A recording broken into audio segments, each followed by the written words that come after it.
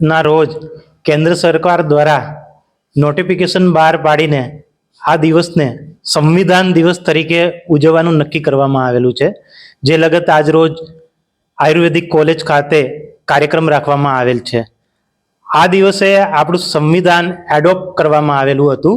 Constitution એસેમ્બલીમાં આજે આ પ્રસ્તાવ મૂકવામાં આવેલો હતો આપણા સંવિધાનને લગતો, અને પછી 2 વર્ષ બાદ 26/1 ના રોજ પ્રજાસત્તાક દિવસે આ સંવિધાન અમલમાં આવેલું હતું. આના માટે બાબા સાહેબ આંબેડકરના ચેરમેનશીપમાં ડ્રાફ્ટિંગ કમિટીની નિમણૂક કરવામાં આવેલી હતી, જેના તેઓ ચેરમેન હતા, અને તેમને આ બંધારણ જે છે એ તૈયાર કર્યું હતું. આ બંધારણ છે એ હાથથી લખવામાં આવેલું હતું, અને તે આજની તારીખે પણ પાર્લામેન્ટની લાઇબ્રેરીની અંદર તે રાખવામાં આવેલ છે. આ બંધારણને કેલિગ્રાફી તરીકેમાં પણ લખવામાં આવેલું હતું, જેની પણ કોપી જે છે એ પાર્લામેન્ટની લાઇબ્રેરીમાં મૂકવામાં આવેલી છે.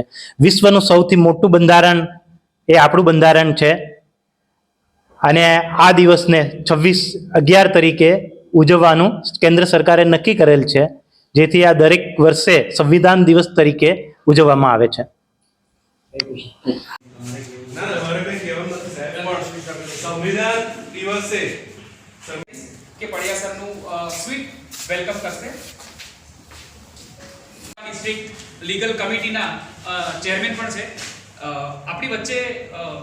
મળ્યા છે આપણે સાહેબને ડિસ્ટ્રિક્ટ લીગલ સર્વિસ ઓથોરિટીના ફૂલ પડિયાસર દ્વારા આપણે લઈશું, અને પછી થોડું free legal aids DB Joshi already વાત કરેલી છે. નિલેશ સાહેબ, આપને કઈ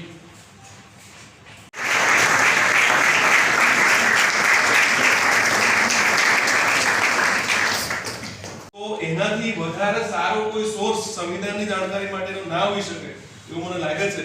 અને સાહેબ સિનિયર જજ છે, એમનો ઘણો બધો એક્સપિરિયન્સ છે. વેલકમ અને જય મહારાજ. Thank you.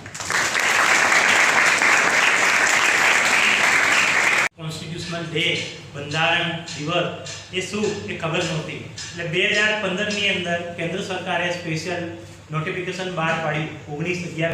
આપણું બંધારણ જે છે એ 1946થી તૈયાર કરવાનું શરૂ કરવામાં આવેલું હતું, જેની બોલો ને એટલે આપણી ફરજો છે.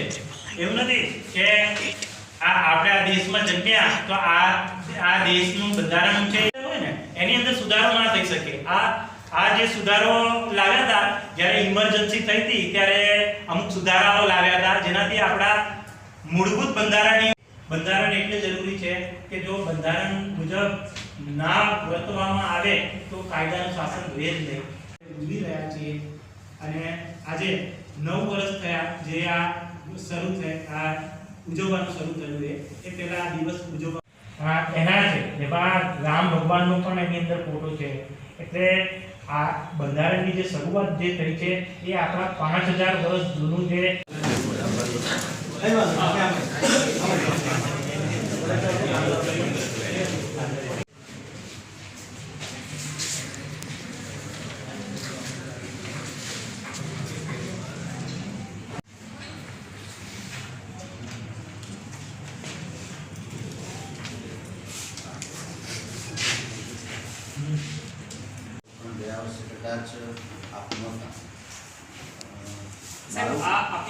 આપની વિઝિટેશન કર્યું ને એ બેચ છે, એટલે આપણે ઓળખે છે સર. આપણે ત્યારે જે એક્ટિવિટી જોઈ, બેઝિકલી બધી એક્ટિવિટીનું કોઓર્ડિનેશન મારો જે ડીએલએસએ છે, ડિસ્ટ્રિક્ટ લીગલ સર્વિસ ઓથોરિટી, એનું મૂળ 3 કામ છે. પહેલું કામ મફત અને સક્ષમ કાનૂની સહાય આપવાનું. મફત કાનૂની સહાય એ દરેક નાગરિકનો અધિકાર છે.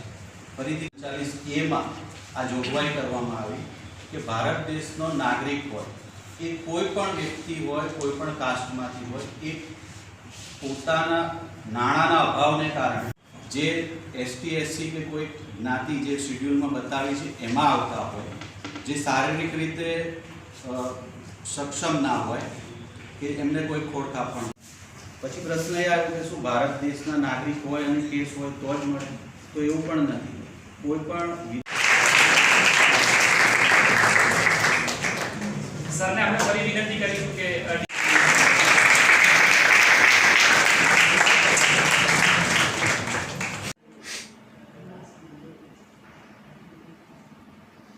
વિડીયો છે કે ફોટો છે both